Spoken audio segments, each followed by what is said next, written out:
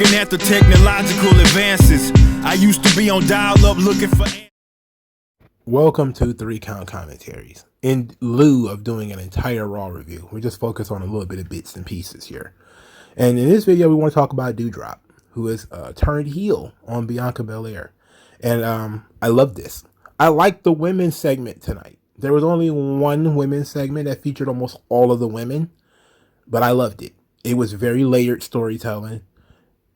It did a lot of heavy lifting in one segment because there was promos involved with this segment. There were stakes involved with the segment. The champion was involved in the segment. There was a heel turn in this segment.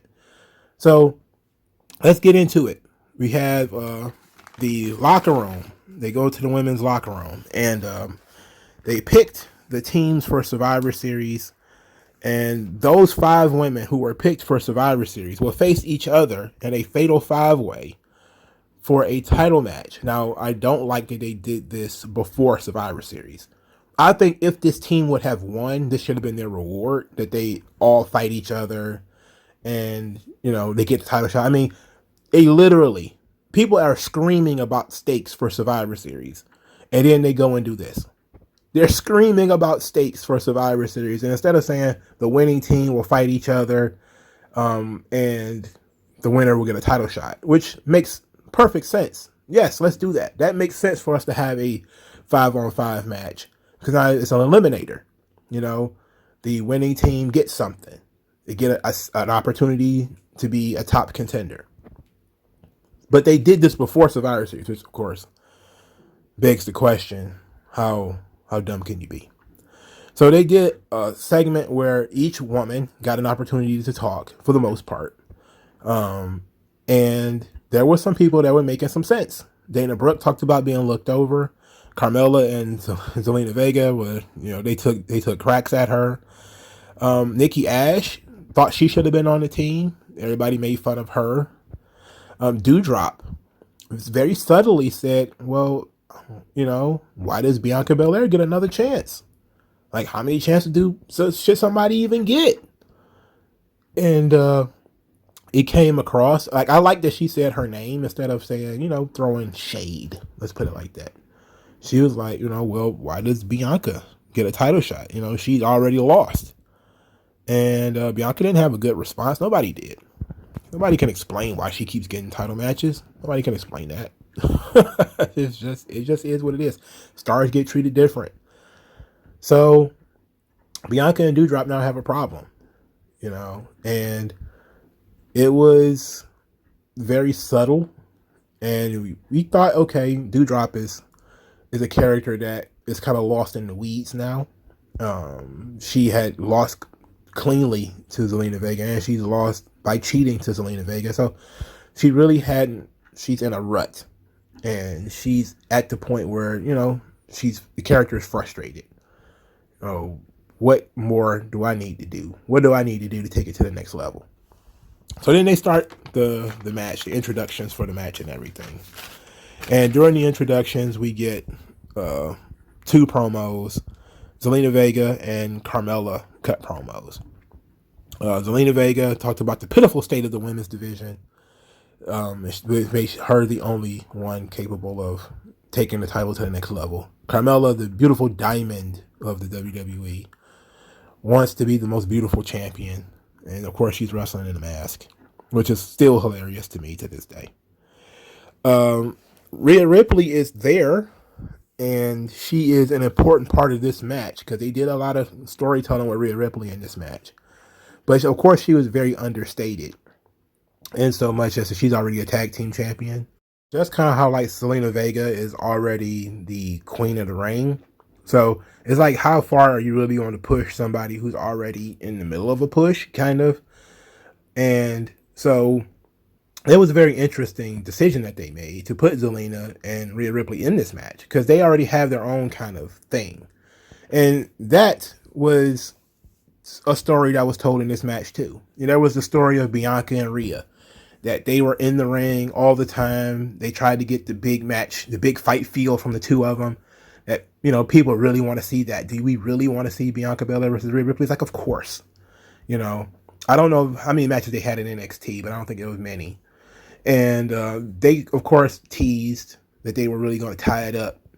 But it kept being other people getting involved, and it was usually Zelina and Carmella, who were, the irritants in the match. They popped up every now and again. They worked together, which I thought made sense, considering they're a tag team and they're a top contender for the tag team titles. They ended up jumping Rhea Ripley at one point in the match, where Carmella introduced chops into her repertoire. And I was kind of like, okay, whatever. But the finish made a lot of sense to me. The finish was good. Bianca Belair, as the top star in the match, had the match won. Dewdrop snatches Bianca from the ring. During the chaos, because they didn't spend a lot of time on Dewdrop's heel turn. After Dewdrop snatched Bianca from the ring, she snuffed her. We moved on. And then Carmella is up in the crucifix. They yelled that it was a fluke, but Liv Morgan wins the match. So Liv Morgan, all of her fans now are feeling it. They're feeling the warm glow of the main event because Liv is finally going to get her shot against Becky Lynch. They did the stare down with Liv and Becky Lynch. It almost as if they were interested in what fan reaction was going to be and interested in what the internet is going to think about this. I was far more interested in Dewdrop because you have this character now that has been lost for a little while. And Dewdrop, for starters, we need to get rid of the name. Everybody knows that. But we've been having, amongst all the releases, to kind of double back to the releases a little bit, WWE does these things where they fuck with people. We already know that. They give people a hard time. Usually, as they getting started, they give them a hard time. So, when they did the thing with the carrying cross with the mask, or Keith Lee in the skirt, or then Keith Lee with the Bearcat thing, it seems to me that they were doing silly shit with him. Fucking with him, And they do this stuff a lot, It's very rare that they pitch somebody like Undertaker, or like Brock, or like Batista. Even Batista had to do something silly when he had to do the Deacon Batista. Where that's part of paying your dues. It's part of the story that WWE likes to tell, where bringing people in and giving them instant pushes, super pushes at that, is a very, very rare thing. Usually you have to fight through and trudge through some absolute garbage first before you really get on the other side and become one of the guys and girls of the roster. You got to get hit with pumpkins and pies and shit, It doesn't make sense to the average person, but having watched this stuff enough and having listened to a lot of shooter interviews, you get the general idea that part of what Vince wants is people who have range, people who can do a lot of different things. And in order to test their temperament, especially since it's a business where you can just pick somebody and they're the world champion, sometimes you want to weed people out. So a good way of weeding people out is to beat them. Like we talked about this with Karrion Kross. I was one of the few channels that talked about this in terms of it was a test. They're going to make him look silly. They're going to beat him. Going to do all kind of stuff. Because if they think he has a poor attitude, that's going to get rid of him. Right? And they ended up getting rid of him anyway. And then you started hearing bad attitude. Keith Lee was another one. You started hearing bad attitude. I don't know if that's true or not. I can't say. But what I can say is, historically, when you look at WWE, they do silly shit with people for a little while. And then they see if they can hang on. Like I talked about Deacon Batista. There's no reason for you to take a guy who is Leviathan in OVW and bring him up as a deacon with cut off sleeves and a collection box. It really doesn't make any sense. Unless you were trying to test his temperament. How badly does he really want it? How badly, what is he willing to do to be successful? Let's give him the test. Let's make him Deacon Batista. He's going to be second to Devon Dudley. He's going to look silly.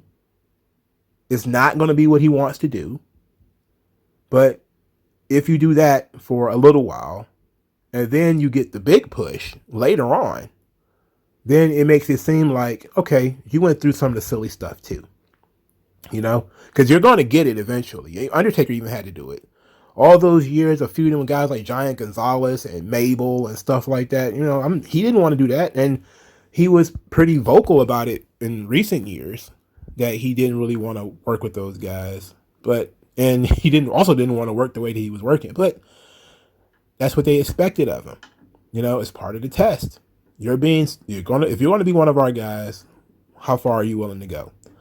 And since it's a business where the champions are handpicked, you do have to ask the question, how do you weed out people who could be in the main event and people who aren't in the main event?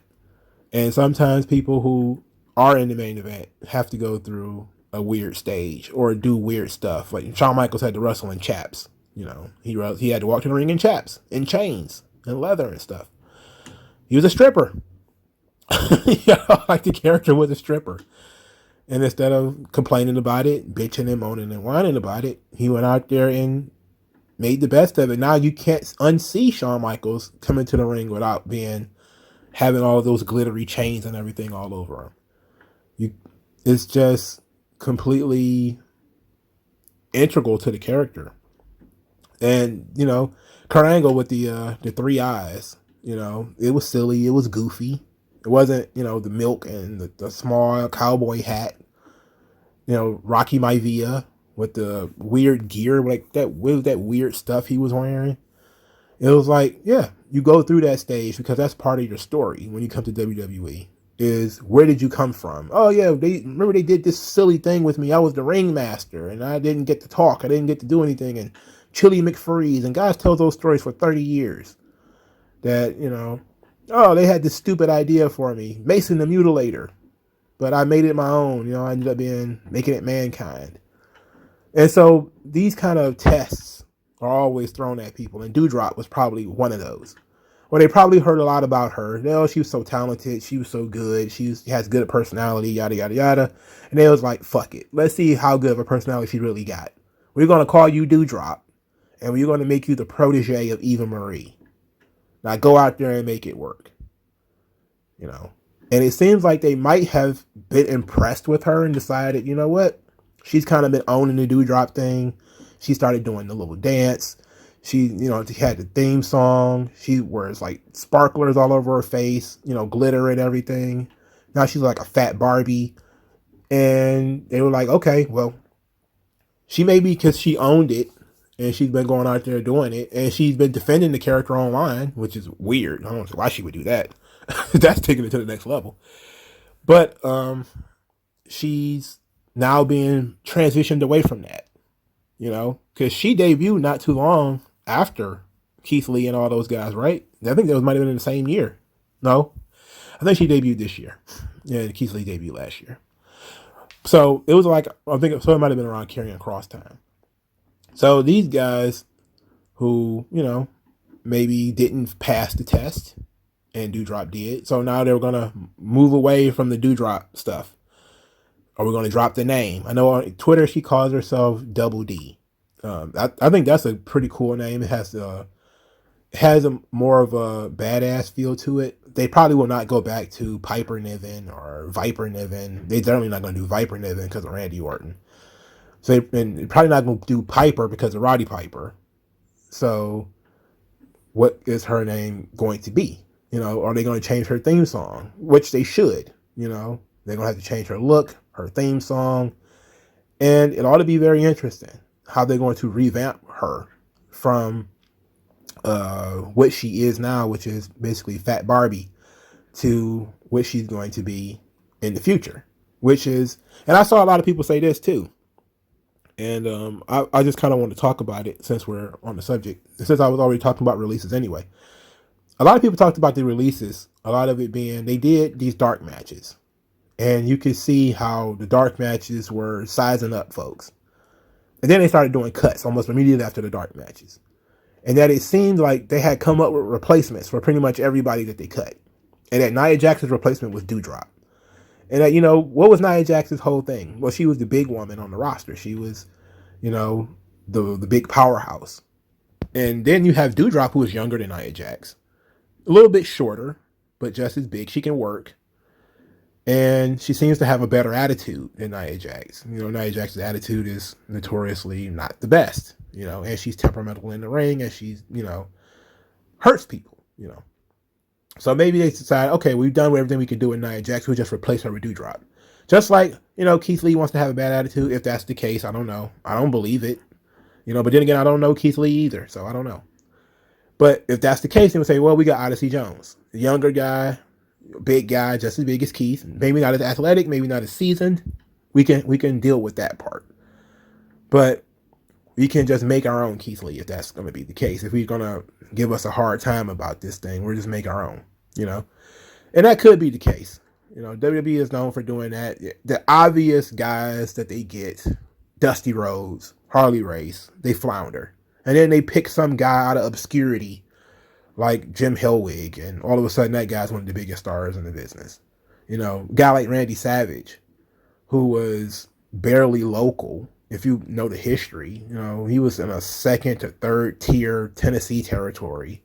Ended up being world champion. Jerry the King Lawler, the guy who ruled Memphis, became a commentator. So they have their way of just finding their own guys and doing their own recruiting that really aggravates people. And it's been the same thing forever. WWE will get a guy, it looks like a slam dunk. Matt Morgan is another one. Guy should have been a slam dunk. The WWE decided, we're going to give him a stuttering gimmick. Fuck him. Let's see how he does. He doesn't work out because of the stuttering gimmick. Well, too bad. And it's fucked up. It really is. But again, it's a business where you handpick winners and losers. So if you're going to be one of our guys, you got to be willing to do the stuff that we need you to do. We needed John Cena to do the job to Kevin Federline. He did it. He didn't go on Twitter and complain about it. He didn't go online and bitch and moan about it. He did it. And then moved on. We needed Booker T to get beat up in the supermarket, get covered in milk. He did it. Even if it was just bullshit, he did it. And, so it really is sad that guys do the stupid shit, and then they don't make it. That sucks. But then you kind of slowly but surely forget about the stupid shit if they become a success. And hopefully that's what we get for Dewdrop.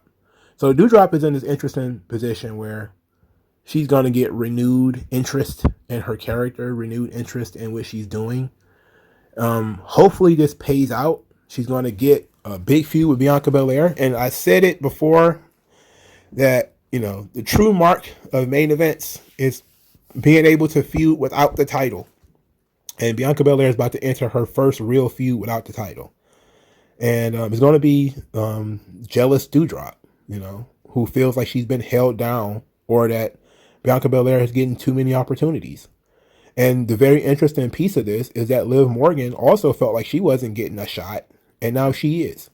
So enough about Dewdrop. Let's talk about Liv. Now, Liv Morgan to me is a very immature character. When they did with Shotzi, when they turned Shotzi heel, they matured her quite a bit. She went from being, somebody put it on Twitter. I feel like this is the best way to put it, and I wish I could remember who it was. I want to give them credit. They said Shotzi went from being a teenager to being a grown woman, on SmackDown. That, the almost childish nature of the helmet and the jacket, even though I thought the helmet and the jacket were great for the character. But now that she's just kind of strapped up in tight bodysuits, she's a little bit sexier. That is a more mature Shotzi. And that they aged her up, essentially. I still think that they should have kept Shotzi with the jacket and the helmet. That's me personally. I think there's very unique aspects to the character. But they tried to do that with Liv Morgan. Remember they put Liv Morgan on that long hiatus, and she was gone for a long time. And then she came back, and she was supposed to have been grown up Liv. And the dichotomy of Riot Squad Liv, who was supposed to have been a little bit more immature, with the blue tongue and the pink hair and, getting chubby. And then she lost a lot of weight, got back into some shape, grew up a little bit, cut, harder edged promos, but it didn't quite work out. So they put her back in the Riot Squad where she was still Liv, the more mature version of Liv, but also trying to bridge that gap between what she was and who she is. And now she doesn't have that to fall back on anymore because the Riot Squad is gone. So now she's in a position where she has to mature the character, and the character has to grow up, because now she's in a situation where she's dealing with the Raw Women's title, which is something that a lot of her fans wanted and that she wanted. And so now we're in a position where she's in sink or swim, and the truest version of sink or swim. Because if she doesn't work out, I don't see Liv Morgan being around much longer. I mean, she's in a position now where she's got to really grow up in terms of character and in terms of work. Now, her in-ring work is not always been the best, but she's not bad. She's not horrible. I think that she'll probably get the lesson of her life working the house show loop with Becky Lynch, which is good for her, which is kind of stuff she should have been doing already anyway. You know, personally, I probably would have started her doing that a long time ago, and it probably would have started with Charlotte. And they kind of started this thing with Liv and Charlotte a long time ago, if you remember that. And they kind of have been slowly but surely grooming Liv. They need to do something, because Liv's been around for a long time. You know, even though she's not 30 yet, she's still around. She's been around for a long time. And they've invested a lot of time and effort and energy into Liv Morgan. At some point, they need to start looking for some type of payback from this investment. And this seems to be the big opportunity she's going to get in order to pay back that interest. So the fan base is going to get what they want. Liv Morgan's going to get what she wants, which is a match with Becky Lynch. It probably won't end up being a long feud. I don't see it being some extended month to month feud, but they may get one or two matches out of it, which should be interesting. It's going to be great for Liv. If she can actually perform in the ring, she might get a little bit more. I'm more interested in her promo skills than her matches, to be quite honest, because, again, the character has no character. She has no real voice. So I'm very interested in how they're going to go from that perspective on both Dewdrop and Liv. The only difference is, you know, Liv has been around a lot longer. So the growing pains with her have been the worst. Because as people continue to really fall in love with Liv Morgan, there's really no reason to. She hasn't cut a great promo. She hasn't had a great match. You know? So what do? We wait and see. But let me know what you guys think in the comment section below. Like this video, share this video, subscribe to the channel, donate to the channel. Thank you guys for your time, and I will talk to you guys later.